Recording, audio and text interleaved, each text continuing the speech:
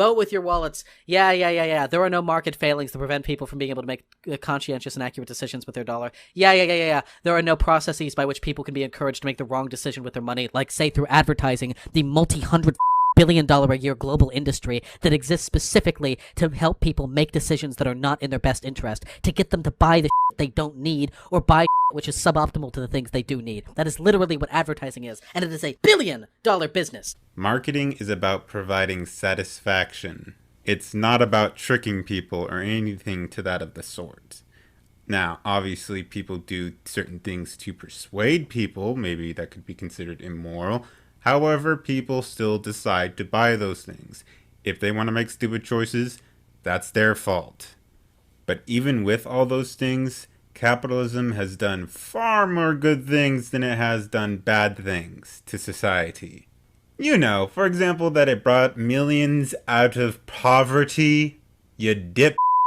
Yeah. Vote with your dollar. Yeah, I sure feel like I'm voting with my wallet when I give money to my one ISP in the area. That's not capitalism's fault. That's government's fault. Your one ISP is because of government regulations such as net neutrality, which hurt competition. I sure do feel like I'm meaningfully contributing to the discursive marketplace forces that will allow the better ISP to succeed here. Yeah, if I get a hernia and have to be wheeled off to the hospital when I have to pay outrageous fees over there because I don't have insurance, and that was the only place the ambulance was going to take me. Yeah, I really feel like my dollars were just a vote. They were just a vote I cast. I really feel like I'm participating in a democratic process and not an economic arena in which one side of the playing field, the corporations, have infinitely more power, authority, and decision-making ability than any individual does. First off, government healthcare is I've talked about this many times. You can also read up my article on government healthcare.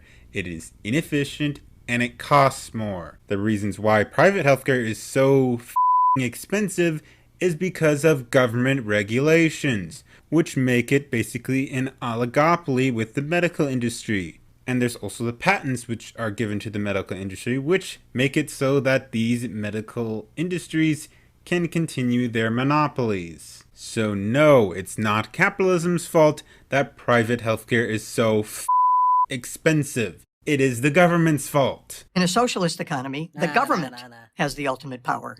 Okay, now, I can't respond to this because this dude has literally no idea what socialism is, so none of the criticisms that he's going to levy at socialism are going to mean anything. He might as well have opened up with, in a socialist economy, the government can rape your daughters. In capitalism, we recognize the free right everyone has to personal autonomy. Mr. Strawman! Have fun. It decides what you get from a limited supply. It decides should exist. No, not true. Instead of... That's actually true, you moron. Wait, don't corporations do this? In both cases, you have two... For one, even in the straw man he's building, these are the corporations. The corporations decide what they want to give and how much you should pay for it. The corporations don't decide that, you dip. The market does, and the market is made up of the people. If they charge too high for a product, that product will not sell. If they charge too low, they will not be able to make enough money off of it.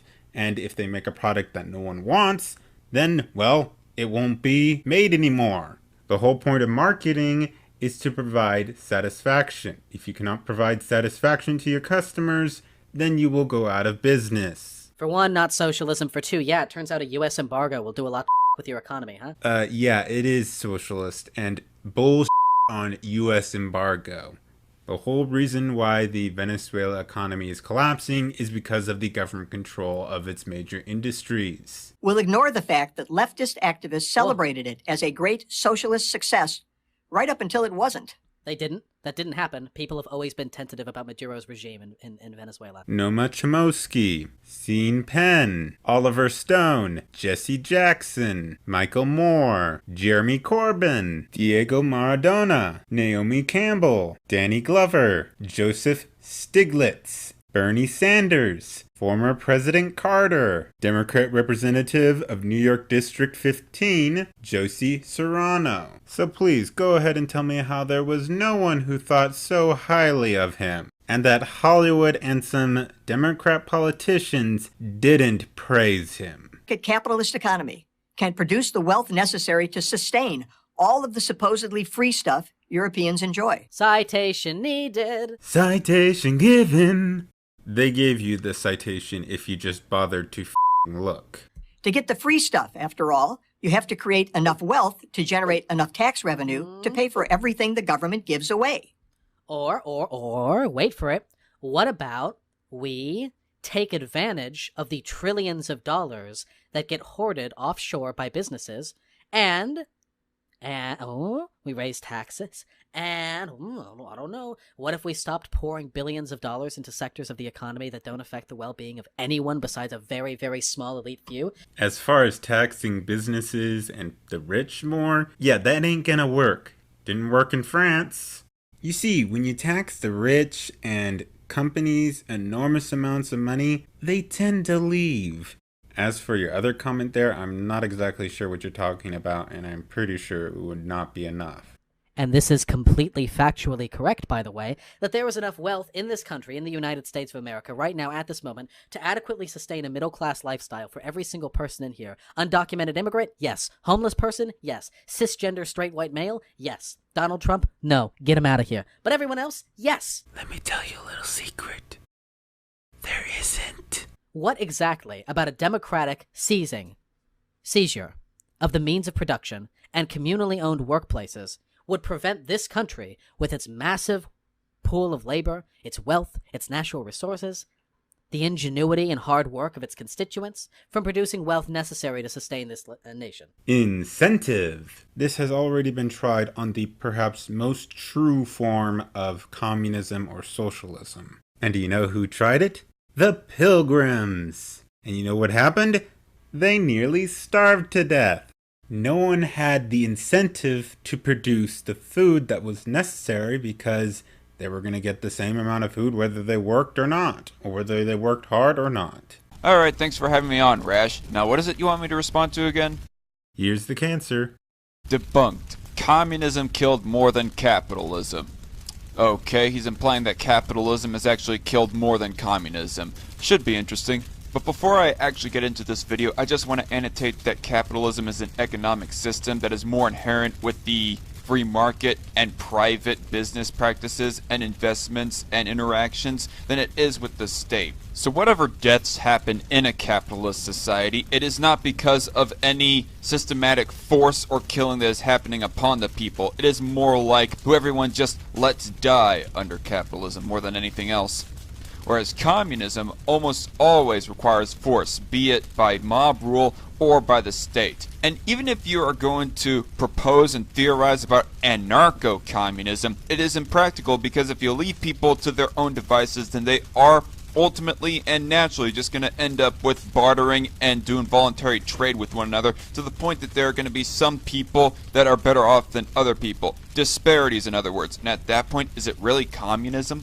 What people do when they talk about communism and the deaths caused by communism is they generalise all these countries as the same thing, as if Karl Marx's ideology has been followed to the letter in Vietnam, China, North Korea and Cuba. Not exactly. I mean, I don't know a single person that has actually said that all these countries follow exact verbatim of Karl Marx's philosophy, but they do follow a lot of the key aspects of Marxism. If we were to go off of the 10 planks of communism, the big one being the seizing of private property, which a lot of those countries do. Or they have only just recently started to recognize private property in a very, very minuscule manner to the point that it is not recognized as capitalism. And that's simply not the case. So you have different variations of Marxism that are completely different to what Marx would have wanted. So for example, in China didn't have an industrial workforce, or it was really tiny. So Mao had to adapt it and make the peasants the workforce in Marx's work, you know, the proletariat. And what he also did is where Marx said there should be a dictatorship by the proletariat, so the workers should be the dictators, the workers should be in charge, Mao took this and said, I should be the dictator of the workers. I think you may have just accidentally admitted one of the flaws of communism is that it requires so much power and so many people to act to try to enforce communism that ultimately they will decide a figurehead or a leader of some sorts in which they are going to plausibly and most likely take dictatorial powers for themselves. Like in the example of Vladimir Lenin, he was like the leader of the Bolsheviks for Soviet Russia. Then almost immediately afterward, you had an even bigger psychopath inherit that power, that being Joseph Stalin. And then you compare North Korea to Cuba, or you compare it to Russia. You know, all these countries had their own different stance, or Yugoslavia. It's not the same. So to say that communism killed all these people like it's this monolith is crazy, really, isn't it? Like, we don't say that about anything else, but for some reason people get away with it. It's been intellectually dishonest and intellectually lazy. Not really. I mean, I'll agree that it is intellectually lazy to not be able to break down the minutia of all these different types of socialist systems right here, but I don't really think that it is intellectually dishonest. Soviet Russia and Cuba, I will say, despite their differences, despite their slight differences, they are forms of communism. Just like I will say that Singapore, United States, and, well, Germany, they are all their different types of capitalism with all their different types of rules and regulations put in place for their economic systems. I will say, however, that present-day China is different from Soviet Russia. And also another thing, I'm going to be referring to these countries as communist for the purpose of the video, but they're not communist, they're socialist. Doesn't matter. Both systems and economic models I detest. Because no country has actually been communist. Communist is the end goal, it's the utopia, it's the classless society. No country has achieved this, and no country probably ever will. Well then in that case, dude, no offense, but it seems that your ideology is nothing but just a paper tiger, and you're doing nothing right now but just a bunch of moral and virtue signaling. But at least you had the intellectual honesty to admit to that. Well, he's mostly right. There has never been a country that has successfully implemented communism. However, there has been a group of people who have successfully implemented communism, and they are the Pilgrims. They implemented perhaps what is the closest to an actual communist system. They had no hierarchy, they distributed everything equally. The only problem is that it led to them almost starving to death. So due to these lazy generalizations, we have a death toll that communism has caused, and I'm going to read it out for you. So apparently, communism has killed 20 million in USSR, 65 million in China, 1 million in Vietnam, 2 million in North Korea, 2 million in Cambodia, 1 million in Eastern Europe, 150,000 in Latin America, 1.7 million in Africa, 1.5 million in Afghanistan, and 10,000 in movements across the world, the communist movements. And people say it's in excess of 100 million people have been killed by communism since it became a big thing in like the 1840s. Alright, so let's address the two big players and contributors of that death toll right there, that being Russia and China. Now obviously everybody known about the revolution in Russia, the Bolshevik revolution led by Vladimir Lenin, that was essentially a giant seizing of the means of production and private property from the bourgeois class. Mao's China, which honestly I don't think gets enough attention, so I'm going to link down below a documentary talking about Mao Zedong's China, is reminiscent in a lot of ways of Russia, in that the main figurehead, this case being Mao, led a revolution to seize the means of production and private property from the richer folk. What did both of these revolutions end up in?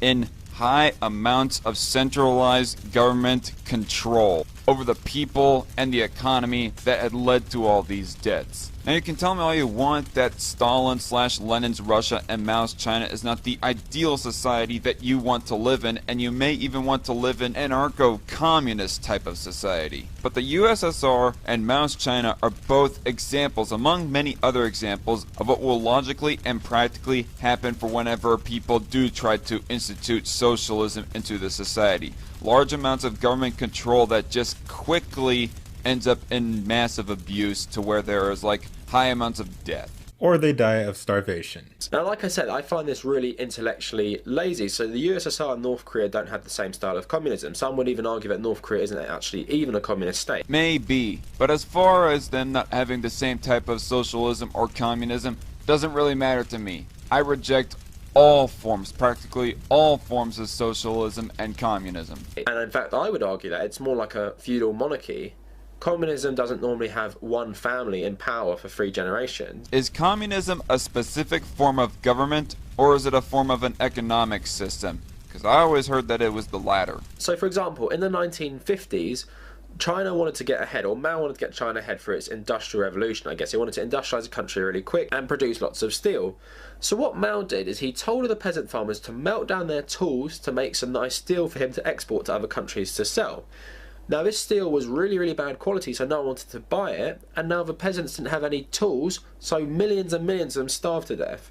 I didn't remember reading anywhere in Karl Marx that he says, if you want to get metal, tell all the peasant farmers to melt down their tools and then try and sell it, and they'll all starve to death. Is that really a part of Marxism or communism? No, it's not. Actually, the 7th plank of communism says extension of factories and instruments of production owned by the state, the bringing into cultivation of wastelands, and the improvement of the soil generally in accordance with a common plan.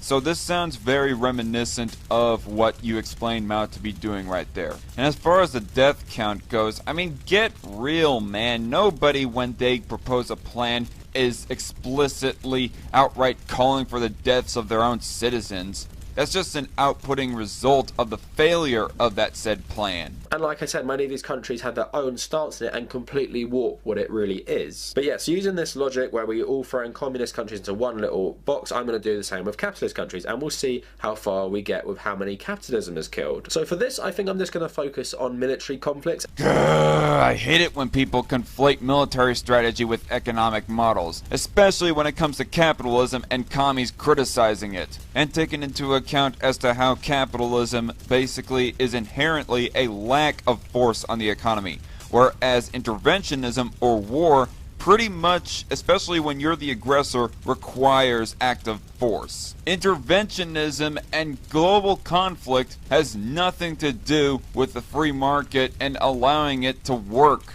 And let's start with the first proper modern military engagement of, modern times, and that is the American Civil War. So 600,000 died in the American Civil War. And how is this capitalism, I might hear you ask? Well, it's all about, the southern states, they relied on slave labour for their economies. And, there's all the racial element as well, but at the end of the day, it's an economic argument. So these two went to war over capitalism. I guess it's capitalism versus morals, but it's still a capitalist war, isn't it? Let me give you a rhetorical situation here. Say there is a capitalist country and a communist country who are in a hot war with one another and trying to protect their own economic models from being infringed and invaded upon the opposing force. The millions upon millions of deaths that are caused in that war, is that a responsibility of the economic model itself? I think not! And then we go to World War One. 37 million people died. Were all of those countries really free market capitalist societies? Doubt it. And this is a massive capitalist war. All these empires fighting each other for territory. The British expanding their empire in the Middle East with the French, Russians and Germans talking about historic rights to places. That's a capitalist war. So 37 million died in that. And we're skipping a lot, but we're just going to focus on the major ones. So let's go to World War II. The estimates from 50 to 80 million people died. And this is another massive capitalist war. Nazi Germany, just like the Imperial Germans, want to make their own empire. You want to expand their territory. And there's no argument that the Germans weren't capitalists. I know people like to say they're socialists, but all these German companies, the state interfered a bit more, but it's still a capitalist country, and it was doing all this for capitalism. Okay, wait. I have to interrupt here. Sorry about that, DarkCon. You think Nazi Germany was a capitalist country? Yes, they weren't socialist or communist, but they were fascist. And fascism is not a capitalist system. It is its own kind of system. It's neither socialist or capitalist. At the most you could call it is a system in between capitalism and socialism. But even that I don't think is a good definition for it, because it has major control over the economy. It tells what businesses to do. They just don't fully own the means of production. But they do tell businesses what to do. They do highly regulate the economy. I highly disagree with that. Like you said it yourself, there was government intervention into the economy as far as Nazi Germany goes. What happened then is that entire sectors of the economy were nationalized, and then they had the exclusive rights of those monopolies sold to a very few rich people in Nazi Germany. Thus, I would argue that the economy at the time was more of a plutocracy than anything else. Or corporatism, rather. The same with the Imperial Japanese, trying to expand their empire, expand their influence, expand their markets. expand their access to raw materials. Okay, I'm just gonna skip the majority of this. I will just give the benefit of the doubt for right now that Imperial Japan might have been capitalist. I don't know that for certain, but I'm only going to leave that aside right now. He just goes mentioning a whole bunch of other examples of war like the Iraq War, Vietnam War, and other wars like that. And I'm just going to reiterate what I said a little earlier. The state ordering out and planning wars does not have inherently anything to do with free markets and allowing people to practice their economics as they please, nor hardly anything with the internal economic workings of a country. So then you go to the transatlantic slave trade or the Barbary slave trade. Two sides of the same coin. I know right-wingers have to point out, oh, you know, the US stopped slavery even though they started transatlantic slavery, and the Barbary slave trade was worse. Well, it's both for capitalism. Slavery is capitalism. Nope. No, it's not. A lot of the people in and during Mao's China were slaves themselves, particularly during the Great Leap Forward. I mean, I will grant the benefit of the doubt that you could capitalize off of slaves, just like in the case of the transatlantic slave trade.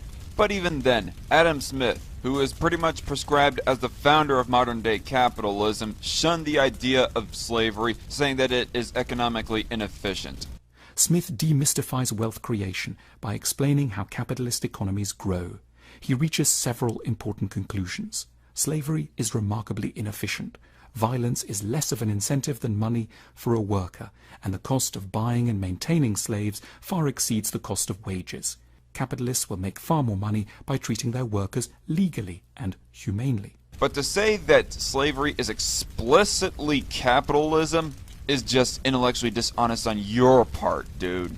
And you know, think how many people died in that system. Napoleonic War, 7 Years' War, the War of Spanish Succession. Yeah, all these imperial wars, how many people do you think died? The wars between the Spanish and the Ottomans, the wars between the Austrians and the Ottomans, all the Crusades, all the European wars, all the wars that Rome fought. You know, this is what I'm saying. It's such a lazy definition of communism. Look what I can do with capitalism. Okay, now that's bullshit. Now you are trying to, like, artificially inflate your own numbers by including all the times before that Marxism was invented. Capitalism has killed far more people than communism ever will or ever hope to, because it's been around for about 4,000 years. Yeah, which is why it's bullshit. You need to make a comparative year-to-year comparison. And if we take the last 100 years, I'd say capitalism would still win, and who has killed more? Yeah, sure. If we were to include all the deaths done under the wars that were done under countries that you claim to be capitalist. So this is why it's an annoying and lazy argument to make. And like I said, with my China example, Karl Marx didn't tell these countries to kill people. Nope. He only called for a violent proletariat revolution. Totally did not call for any killing. Now that's where I'm gonna end it, folks. He's pretty much done from there. Not once in this video did he mention any economic circumstances of capitalism where people naturally died. Which nobody is saying that capitalism is completely perfectly innocent from, by the way. And even the Atlantic slave trade, that I barely give the benefit of the doubt on, killed less people in a far larger amount of time than communism's existence. So the ratios don't match up. Aside from that, he was only bringing up wars done by supposedly capitalist countries, which I would call into question on whether they were really capitalist, or if some of these countries were more like plutocracies like Nazi Germany, I'd argue was, for example. But even that aside, capitalism and foreign intervening wars are not the same thing, for the reason that capitalism is an economic model designed to give people the freedom to voluntarily associate and trade with one another as they see fit. Inherently free, at least overall, from government force. Whereas war, legitimate or not, is the government using its military and resources to enact force and violence on other powers and people. Hey, thanks for having me. So, this was annoying. This was a very annoying video to do, and I cut a lot of it out because this guy took a really long time to effectively say nothing. Alright, here goes. Whenever we talk about income and wealth inequality, many people on the right ask, why does it matter how much inequality there is? Why does it matter how rich some people are? Shouldn't it only matter how poor they are? And wouldn't you much rather live in an unequal wealthy country than a country where everyone is equally poor? Correct. It should only matter how poor everybody is. You see, if everybody in one country is extremely impoverished and dying, but they're all equal, that's not good. If you look at the United States and the poor in our country, except for the outmost outlier, like the bottom less than 1%, They still have shelter. They still have food via food stamps. They are taken care of via welfare and government housing.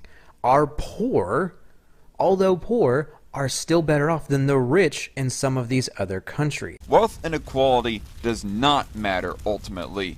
What does matter is the poverty that people might be in. And in all honesty, you can tackle poverty without having to hone in on anyone else's high amounts of wealth. Even if you're to propose welfare increases, that does not necessarily require that you make a rich person explicitly poor or anything like that, or that you have to make them any closer to a poorer person in wealth. And quite frankly, the only reason why anyone would think that wealth inequality in of itself is an issue is if you have like a vastly different moral compass than capitalists do, or if you have some huge jealousy complex. This is a common trope on the right, that inequality is connected to prosperity. Cavemen were equally poor, the people in low-income countries are equally poor, so all of this income inequality is just a part of living in a prosperous, high-income country. There's nothing to support this. If we look at countries based on their Gini coefficient, we see there's no positive correlation between wealth and inequality. With only a very few select exceptions, only high-income countries are on the top half of this list, including the US. Plus, let's not forget that the United States has a higher median income than a lot of these other countries. So even if the United States has greater income inequality, people in the US have more disposable income. The United States has the highest disposable median income. And to give you an example, people in Denmark only make $29,606 in disposable income. And in Sweden, they make about $32,000 in disposable income. And Norway, it's close to $36,000 in disposable income. But when we get to the United States, it's a little over $45,000. That's over $9,500 more than Norway. If anything, it seems to be the opposite, with high-income social democracies having a much more equal income distribution than the US.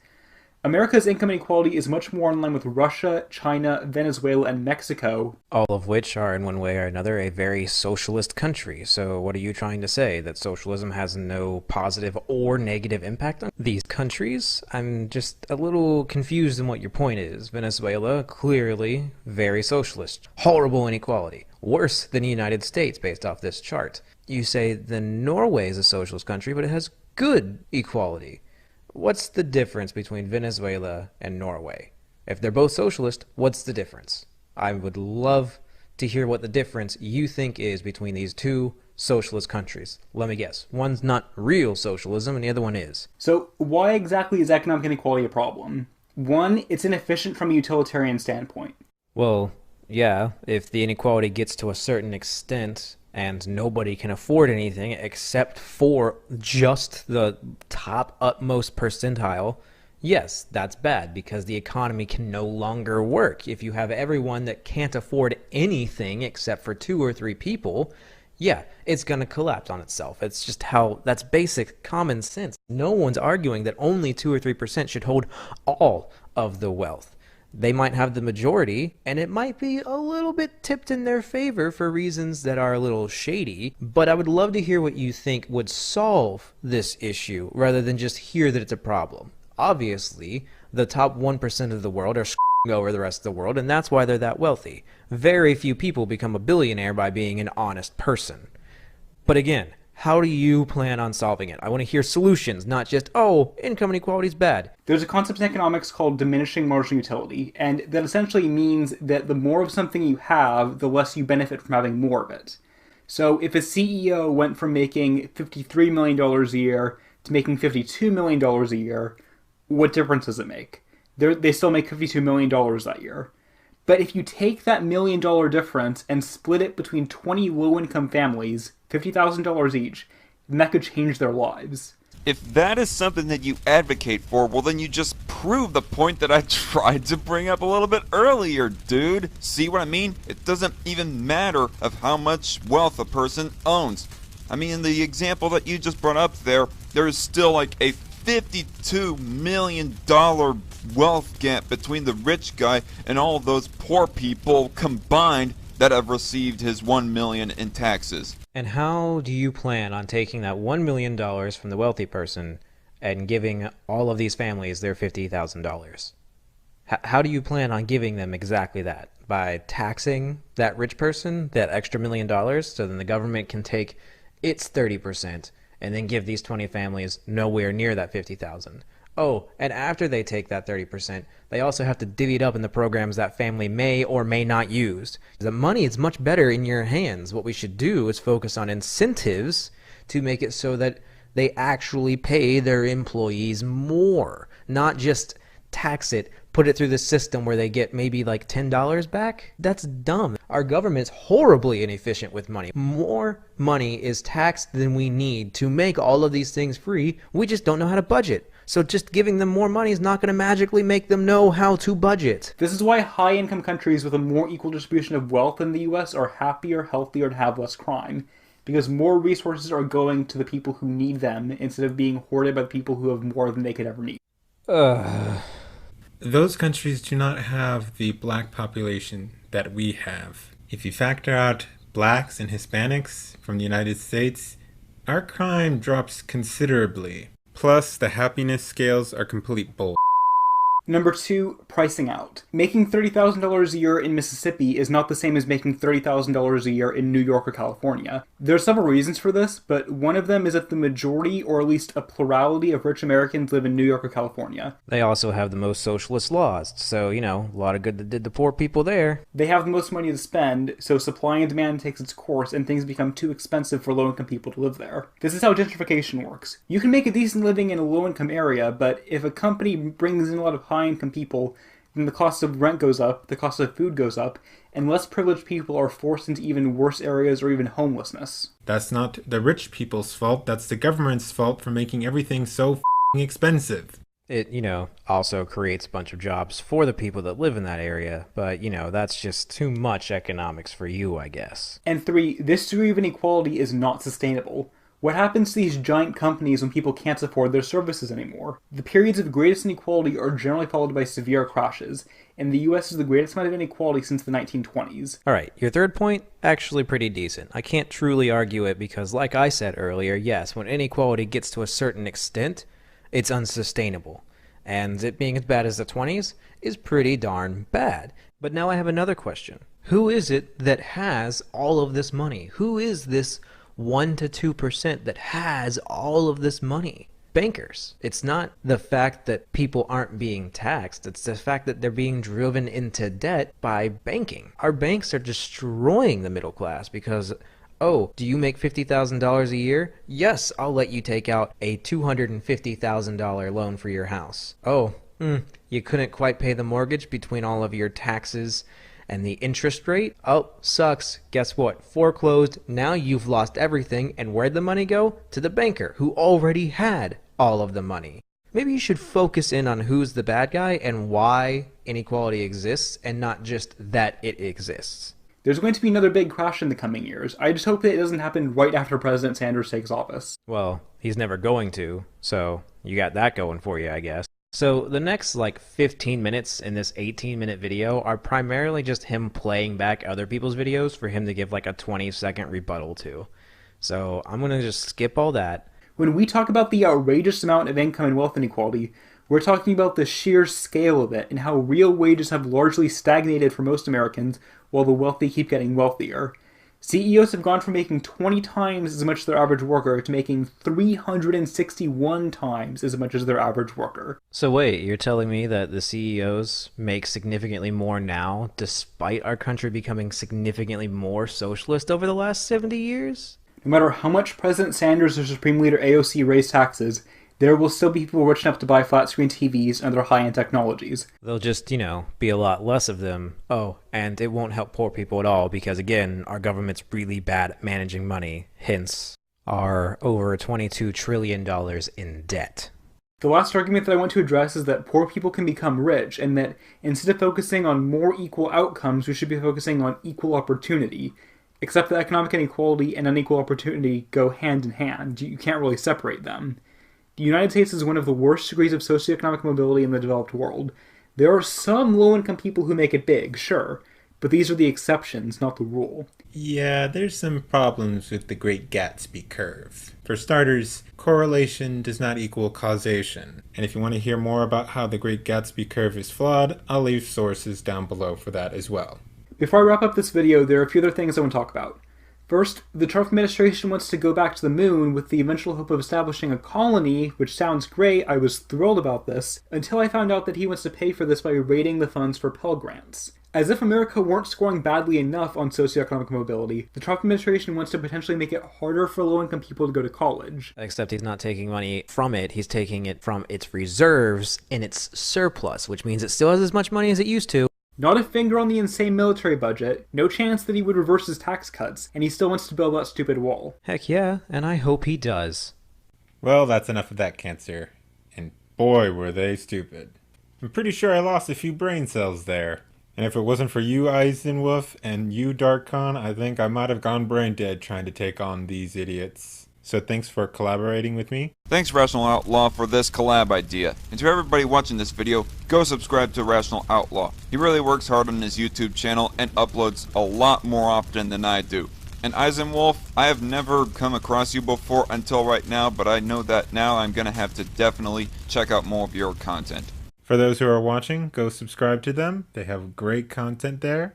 And also follow them on Twitter and their other social media. And if you haven't already subscribed to me, subscribe.